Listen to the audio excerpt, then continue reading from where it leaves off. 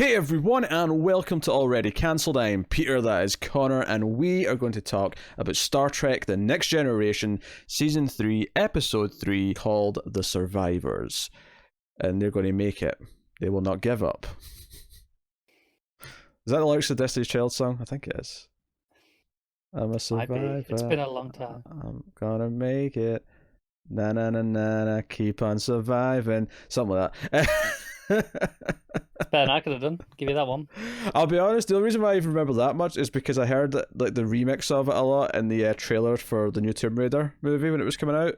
I saw that trailer a few times, and they had like an epic trailer version for that. Of course they did. I do like this trend though of having epic versions of songs and trailers. I'm okay. Even the Candyman movie that's coming out just got a trailer, and it had if I was an Destiny's Child song, I think it was, funnily enough.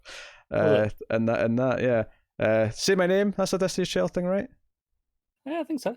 Yeah. Well, because the whole time with Candyman is we say his name 5 times in the mirror. That's when he appears. So it's thematically linked. Okay, sure. Can't say I've ever seen a Candyman movie or this trailer yet. Trailer looks alright. Anyway, yeah, Star Trek Next Generation. Survivors is the third episode of the season. Obviously, we'll start spoiler free, as we always do. No, we won't. What am I talking about? Full spoilers. Full spoilers. I might say full spoilers. Because you spent 30 seconds talking about a movie trailer and you just completely switch gears. I get so distracted talking about something because I usually say that right after I say what the episode is, and we went into such a tangent that I'd forgotten what show we were doing when I came back and said the wrong thing. I'll be honest, not a promising sign for the episode itself, if that's how long we lasted before tangenting. Well, to be fair, it was a joke based on the title. It was not really about the quality of the episode. The premise of this episode is that there's this old couple in a house that's mysteriously still standing, despite the fact that the planet they were on was completely destroyed by an alien race at some point. And the Enterprise are here because they've picked up a distress signal. They come in, they think this is weird, and Riker and the team beam down to go and greet whoever's here, because they only know it's 2 life forms, they don't even know it's a couple yet. And sure enough, we get this older couple in their 80s, and the woman's named Bashan, and the man is named Kevin, but there's some mysterious going on as the episode goes on. They don't want to leave, especially the husband, and they sort of say, okay, we can't make you, and we go back up, but then this ship appears and tries to attack the Enterprise. And it's kind of a weird encounter where it doesn't fire kind of strong enough to really do any damage. The Enterprise chase it, but ultimately they lose it, so they decide to turn back. And then from there, they keep trying to go down and talk to the old couple. Meanwhile, Troi's having some weird crisis with a music playing in her head. More on that in a bit. Ultimately, though, Picard is suspicious that something's going on and thinks that the couple on the planet are behind whatever is happening in the weird occurrences, and there's something to the history as to why they survived this attack when no one else in the colony, which we hear is about 11,000 people, died, and it's just these 2 remaining. So that is the premise of the episode. Connor, how did you feel about the survivors? It's not great. It's not great. I never want to hear that music box piece of music ever again, because if I do, I will just see Troi's face in somewhat pain.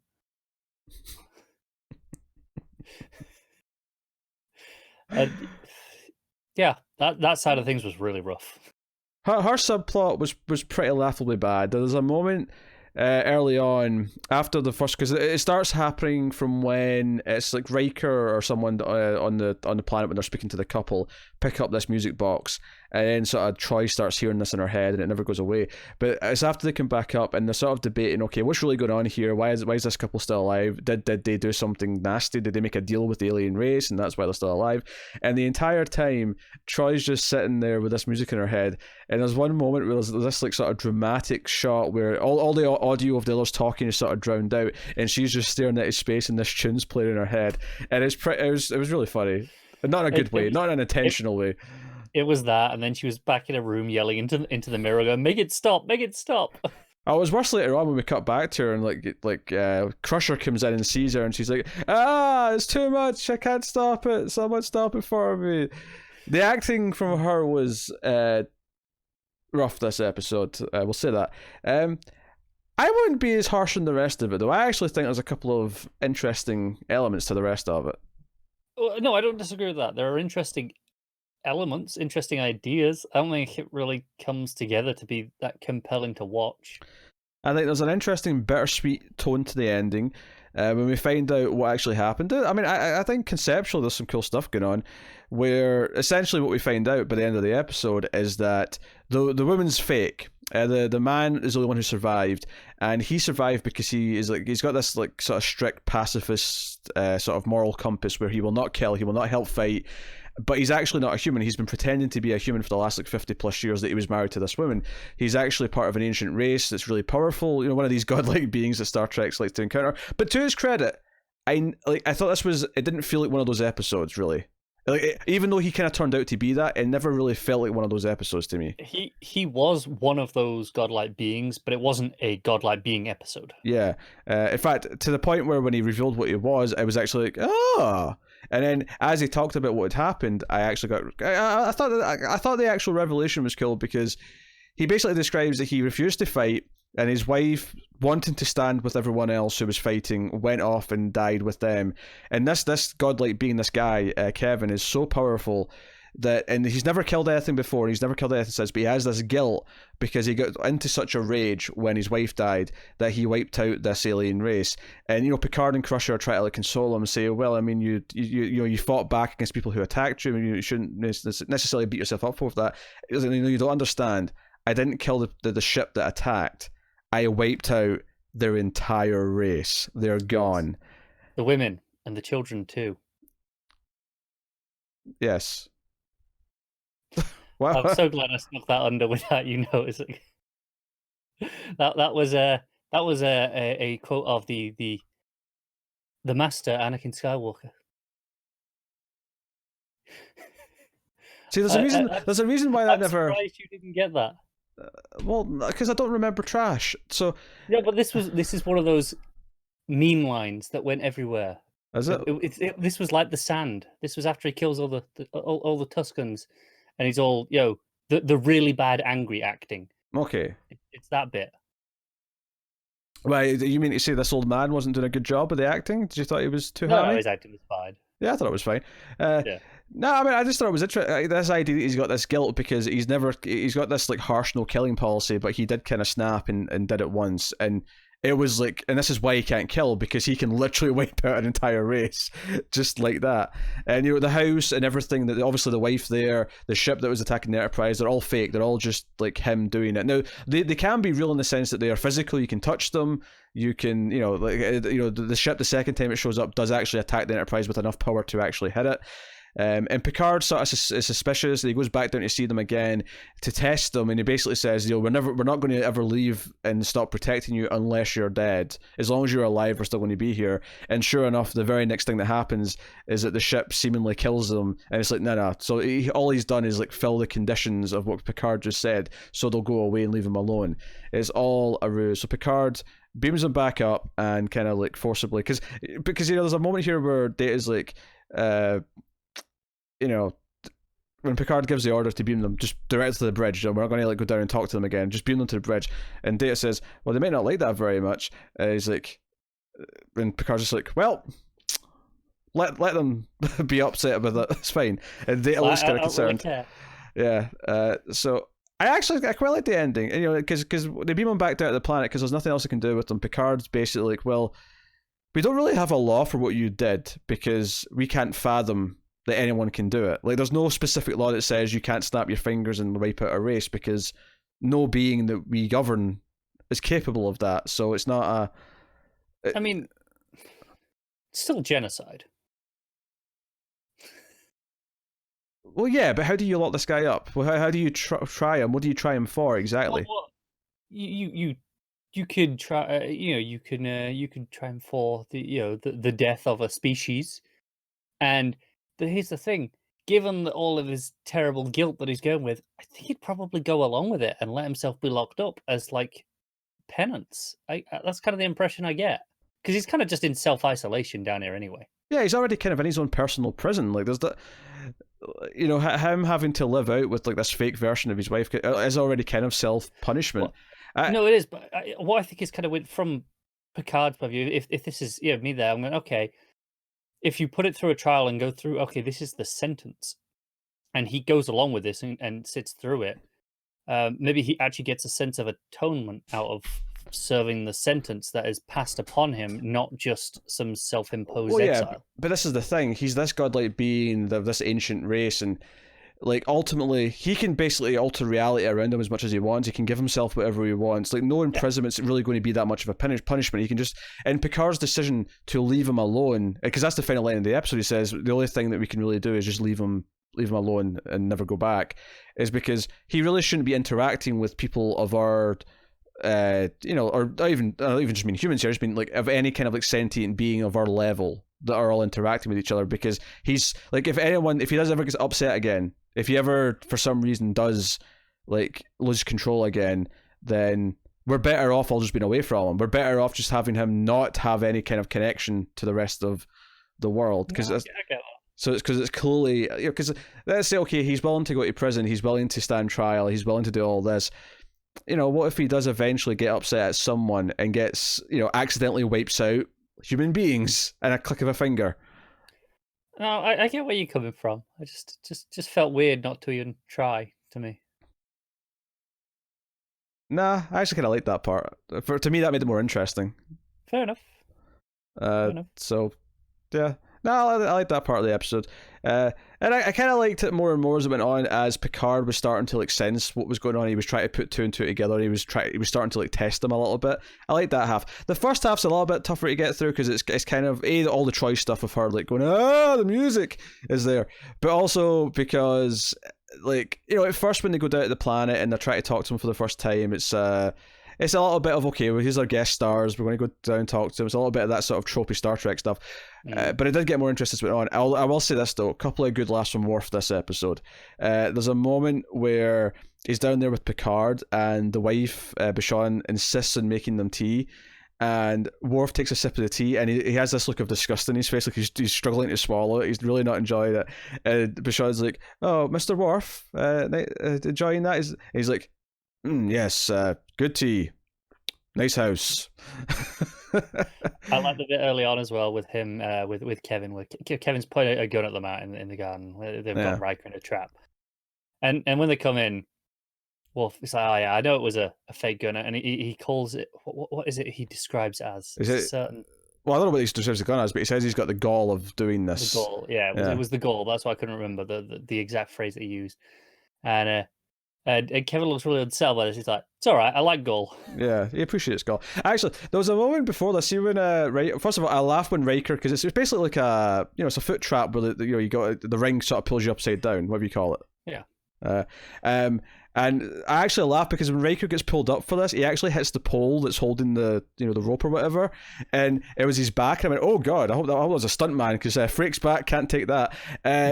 And the other thing that kind of gave me a chuckle here is when Riker's hanging upside down, and Kevin's there pointing his like fake phaser at him, and at one point Worf just reminded me of Amos from The Expanse, where he just said to Riker, "Shall I incapacitate him?" He's like, no incapacitation. We're fine. We're getting to know each other. Let me deal with this. I can see where you're coming from. It was the way he asked, "Shall I incapacitate him?" He was just ready to put him down. I was like, that was a very Amos way of asking. And I realised that Star Trek nerds who maybe also like The Expanse are like yelling at the screen, like, "No, this was first, and I know it's first, but I experienced Expanse first, so this is making me think of Amos." I had never looked at Amos as inspired by Worf before. There's a little nugget there. I'm starting to see a little bit, yeah. Maybe there's more as we go on. A little bit. So Amos is just a Klingon in disguise. That's all he is. I can get behind that. Oh dear. But I'm actually more positive in this episode than you are. I think it's not. I mean, it's not a standout. I do think it kind of suffers from some pacing issues. It doesn't come out feeling ultra special because it is kind of uneven as it goes through. But by the time Picard was putting things together, and then the ending, sort of finally the explanation of why he's guilty and what he's done, I found that like really interesting stuff in terms of the ideas, in terms of him losing his control and just how much devastation that's caused. He has to live with the fact that he wiped out an entire race and what that means. Like, Because, I mean, are they all like this, attacking planets, or was that just like a faction of these people? And like he's essentially wiped out millions. But I think it says billions. He says as 11,000 lives worth like 80 billion or something like that. He says it was a huge number. It was a lot. I don't recall what it was, but it was a lot. Yeah, far more than there is humans today. Put it that way. No, I liked that stuff in the episode as well. Like, Picard putting it together was, this is all right. And then that like 5-ish minute section towards the end of, okay, this is what this guy actually is and what he's done. I did like that. Let's say I felt like the actual resolution at the end with Picard just being like, oh well, just leave him. I found a little bit lacking personally. You obviously like that. I think up until that point though, we kind of agree with most of the rest of the episode. That first half's a bit more. Yeah, there's some enjoyable little moments in there. Some laughably bad with Troi. Oh yeah. Basically, because he fixes her first before he goes back down. Of course, he goes and like sort of says, "She's fine now. I've taken the music from her mind. I didn't realize that would happen. It'll never happen again." So he didn't intentionally do this to her. It was kind of like a byproduct of what he does with his power. But she's and she tries to like hide it as well. I love actually because she asked to be let to go to her room because she's not feeling very well, and we see her on her own like in front of the mirror, and she's like stop it, like pulling out her hair almost, and like the door like goes, and she's like, okay, just a minute, and she like fixes her hair a little bit, so come in, and Picard comes out and is like, I wonder if I could be of assistance, counselor, and she's like, oh, I'm fine, just a little bit tired, that's all. And Picard just says, almost just like makes her job look stupid by saying, I may not have your empath abilities, but I can tell when someone's hurt or in pain and hiding it. And I thought, yeah, why do we have her? Why do we need her? Because clearly we can all do this. I think we are yet to find an episode where she is useful. No, we had one. I'm sure we did. We had one? Yeah, because I remember pointing out, I remember saying this was the first time her power was useful. Okay, fair enough. We've had one in...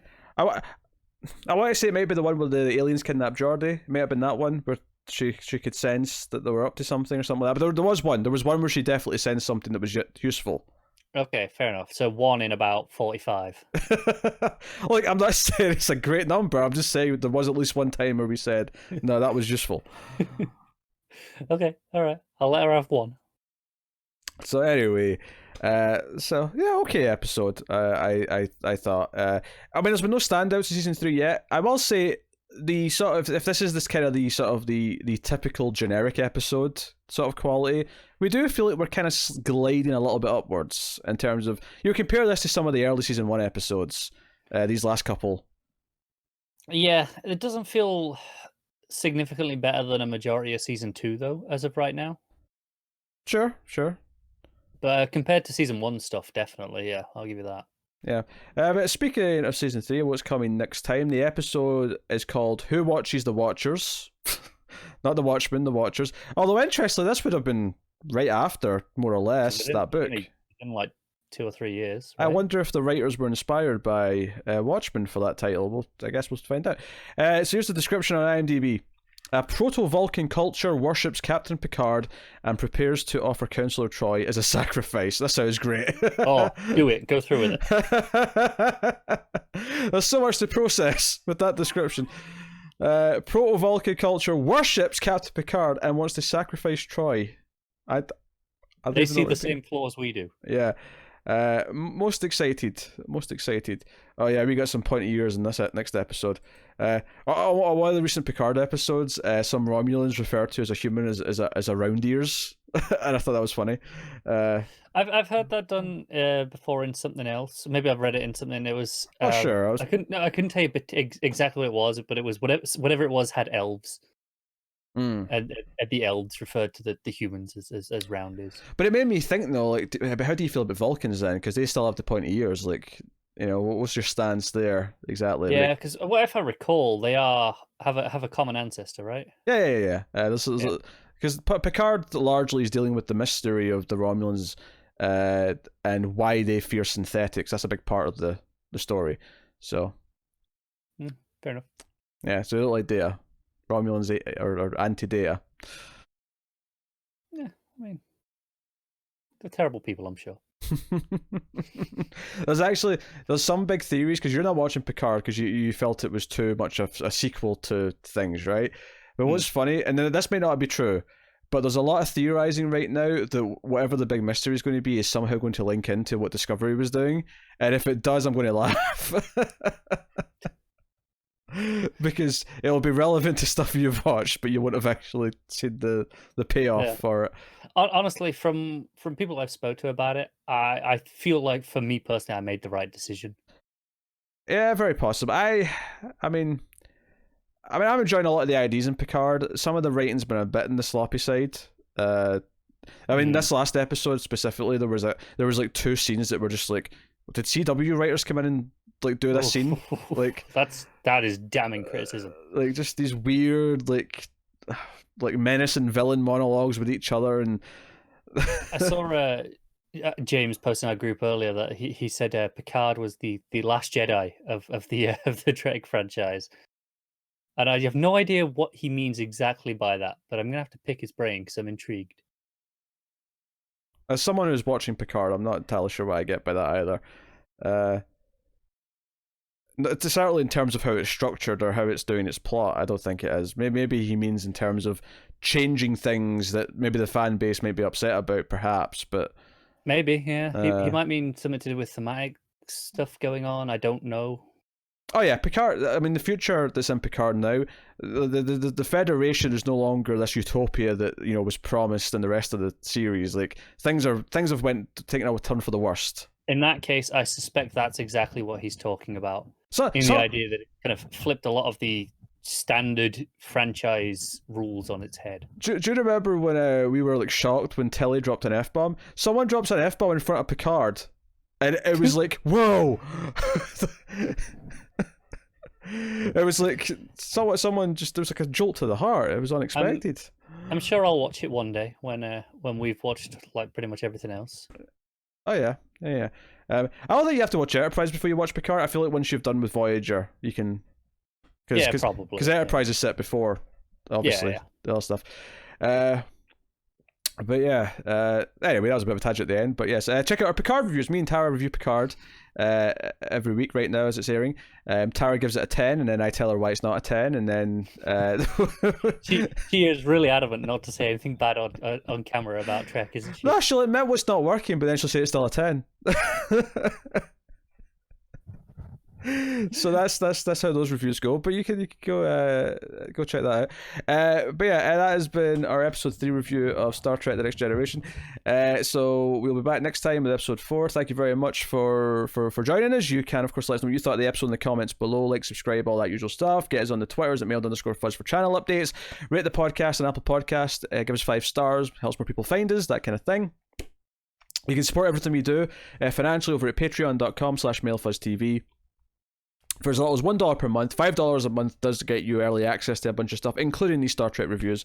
You get to be a week ahead of everyone else. But otherwise, go and have a look and see if a little stuff there tickles your fancy. And check out more of our content. Also worth mentioning the science fiction movie podcast that I do with Tara, where we do sci-fi movies. Might be relevant to your interest if you like Star Trek, as our Twilight Zone reviews may also be of interest, given it's an old sci-fi TV show. But that is us. So thank you once again for watching or listening. We always appreciate it. Keep watching Star Trek, guys. Remember, when it comes to the ladies, Wesley Crusher is in complete control.